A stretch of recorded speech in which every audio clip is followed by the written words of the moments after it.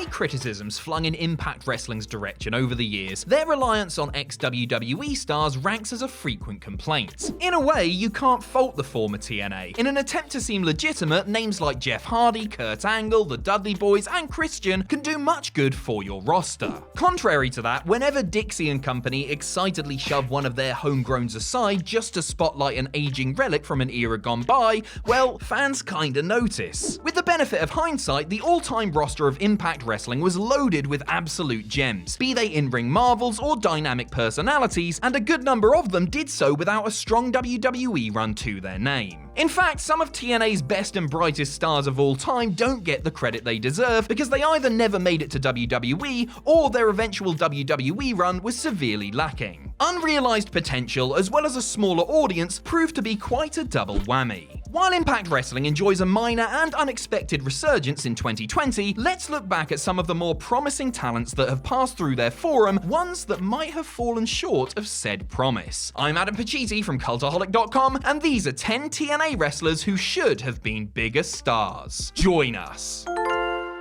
Number 10, Eric Young. For over 12 years, Young did everything you could possibly do in TNA. He held every belt, he played the most sympathetic of babyfaces and, as seen today in his return, the most loathsome of villains. He's been a goofball and he's been maniacal. Package all of that with his years of experience and his ring generalship, and you've got a skilled wrestler possessing lots of character range. You never hear a bad word about Eric Young, and with his attributes, he's an asset to any promotion that has him. While it's easy to chastise WWE for doing nothing with Young, especially once Sanity made the Green Mile shamble to the main roster, you can also levy some criticism toward his long-time home promotion. Seeing Young today as a deranged sociopath is far more interesting than his many years spent as a silly comedy character. And make no mistake, while Young was good as comic relief, he seems far more valuable as a schemer with violent tendencies. Typecasting Young into the light-hearted parts of the show year after year may have deprived us all from his absolute best work. Number 9, Sonny Sayaki. A performer assumes a risk whenever they co-opt a bit of an established star's act. They run the risk of being viewed as a pale imitation. Sayaki, a project from the early years of TNA, had similar physical features to The Rock, so he started dressing the part with tinted shades and expensive button-up shirts while cutting promos that involved a bit of frenetic wordsmithery. To put it mildly, cocky Sayaki was no Rocky. That said, Sayaki did have loads of upside. He possessed an understated physical charisma that didn't require him to be boisterous and grandiose like Dwayne Johnson. He was also a tremendous athlete, able to match up with the X Division's finest while still built and chiseled like a credible heavyweight. These positives did land Sayaki a spot in WWE Developmental in 2005, but he retired within 3 years at age 34. His badly ailing brother needed a kidney transplant, and Sayaki donated one of his, which left him unable to continue wrestling. While it is an example of unrealized potential, nobody could rationally fault Sayaki for choosing to save his brother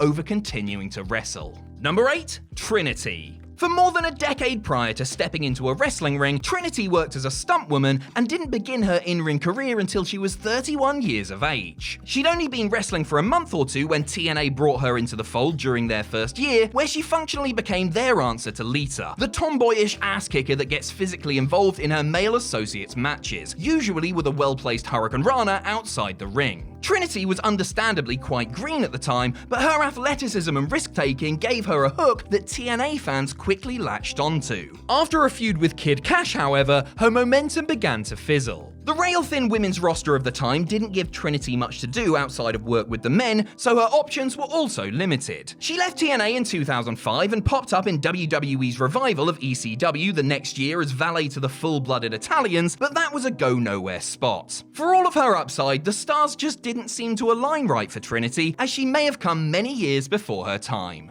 Number 7, Ethan Carter III. Like Eric Young, EC3 is back where he belongs, following a long 2019 where many wondered why WWE insisted on missing this particular boat. His initial WWE run as Derek Bateman didn't do much to keep his head above the current, and a move to TNA in 2013 provided the necessary outlet for Carter to grow. The petulant and arrogant nephew of Dixie Carter quickly became a main event heel, one worthy of the spotlight. It seemed inevitable that one day WWE would do right by him the second go around. And then they didn't. The bizarre short-lived rivalry with an outgoing Dean Ambrose was apparently enough to put the cloud of doom over EC3 going forward, and it was hardly his fault. There's so much good about Ethan Carter. The physique, the promos, the ring work, the mannerisms. He's everything you could want in a top bad guy. And for reasons that may well have been spiteful, he was left to smush his scalp against a criminally low ceiling in WWE. At age 37, Carter might have many years left inside a wrestling ring. Hopefully, those years are fruitful ones. Number 6, Chris Harris. There's no debate. If America's Most Wanted isn't the greatest tag team in the history of Impact, they're at least on the Mount Rushmore. As a duo, Wildcat Chris Harris and Cowboy James Storm were highly effective in any role you could put them in, whether it was the justice-seeking good guys or the wily outlaw bad guys. One could just as easily see Harris and Storm fighting to overcome FTR's cheating in a Southern-style tag team war today, or using their own underhanded tactics to hamper the Young Bucks. Between 2002 and 2007, Harris and Storm may have been the best overall duo in North America, with classic battles against Triple X, Styles and Daniels, and LAX to their credit. When they went their separate ways, recreational drinker Storm managed to flourish, especially in beer money, while Harris began to peter out. His 2008 jump to WWE as Braden Walker, complete with pudgier build and poor line reading, has doomed him as a punchline ever since. But at one time, Harris, mediocre promo skills aside, had all the other tools needed to have a strong singles run. It just never happened. Number 5, Lex Skipper.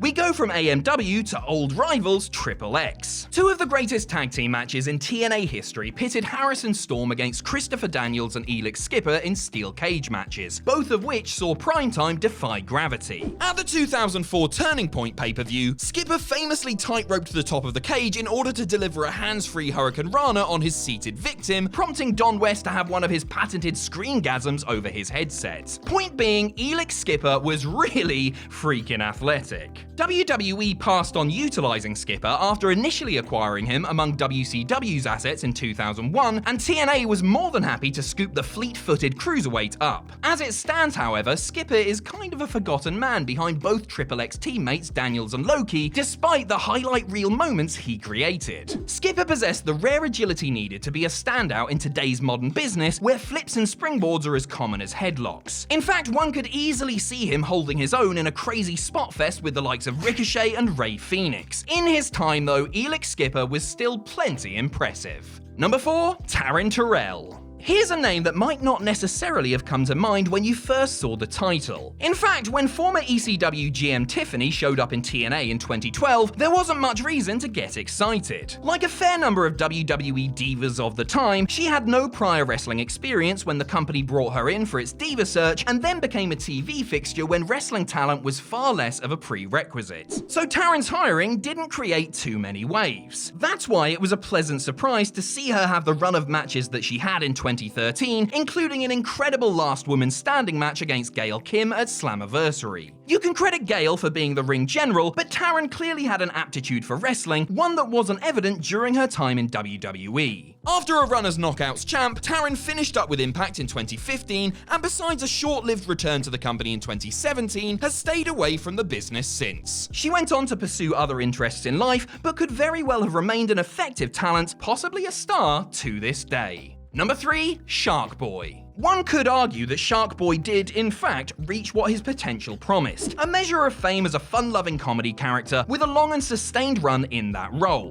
While the tacked-on homage to Steve Austin in later years felt like unnecessary excess, the majority of Sharkboy's run played exactly as you think it would, delighting the fans' appetite for innocent silliness by clowning mid-card heels, while also losing to the ascendant bad guys in order to give them a little more heat. But, like a lot of the prior entries, it can be argued that Sharkboy may have come too soon. The character done today might have experienced even more popularity, especially as more fans have come to embrace absurdity and irony. And while the annual Shark Week on Discovery Channel predates Sharkboy as a wrestler by many years, you'd have to think that its modern popularity would make for an obvious crossover, and what promoter wouldn't jump at that chance? So yes, while you could argue that Sharkboy reached his potential in TNA, you might also ask, could there have been more? Number 2, Abyss.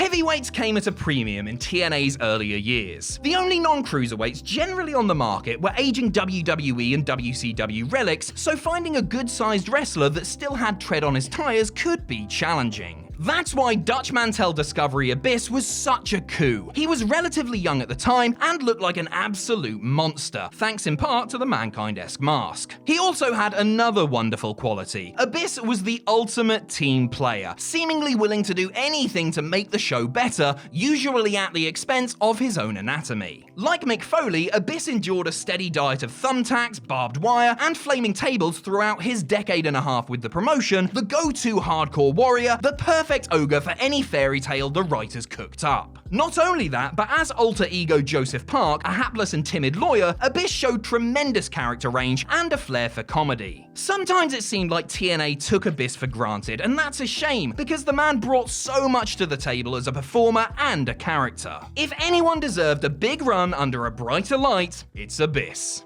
Number 1, Monty Brown. Oh, the alpha male. We may have played the too soon card a lot in this video, but no matter. If Monty Brown came along today, he would be an internet sensation, and promoters couldn't sign him fast enough. 15 years ago, it was seen as an injustice when Brown lost in a world title bid against Jeff Jarrett, because Brown had everything you needed in a top guy. Unparalleled charisma, an impressive physique, a maniacal edge, and a highly physical, hard-hitting style. In other words, Monty Brown had star written all over him. Somehow, Brown's time as a main eventer in TNA came and went without the expected accolades, and WWE was all too happy to scoop him up in 2006, giving him the curious name of Marcus Cor Von. We'll never know just how far he'd have gone though. 5 months after debuting on the ECW brand, Brown took a leave of absence following the death of his sister in order to help raise her kids, and ultimately chose to retire from wrestling. To look back at Monty Brown's promos, as well as his matches that ended with the bone-rattling pounce, which he invented by the way, is to see a star in the making. Likely more than anybody else in this video, the alpha male was a TNA star that had what it took to reach the mountaintop. It just didn't happen.